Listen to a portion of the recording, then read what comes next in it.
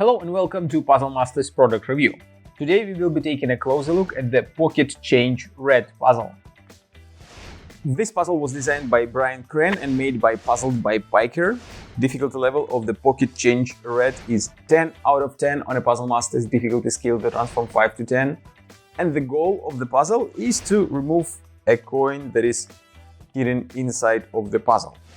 The Pocket Change Red is a 3D printed puzzle. It is very well made and it is a part of Pocket Change puzzle series. There are different puzzles and they have different colors and they named according to the colors. The red color is the most difficult in the series. It is 10 out of 10. It will be quite challenging to find solutions, since what you see when you get the puzzle, it is a small box and you have one part that moves left and right, and that's it.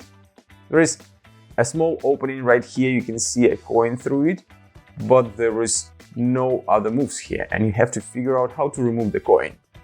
I'm sure that it will spend a lot of time and eventually we'll come back to our YouTube channel to look for the solution, since it is very tricky, not so easy to find, but it is a really fun aha moment. If you like the Pocket Change Red and you want to buy it, go to puzzlemaster.ca. Thank you for watching. See you next time.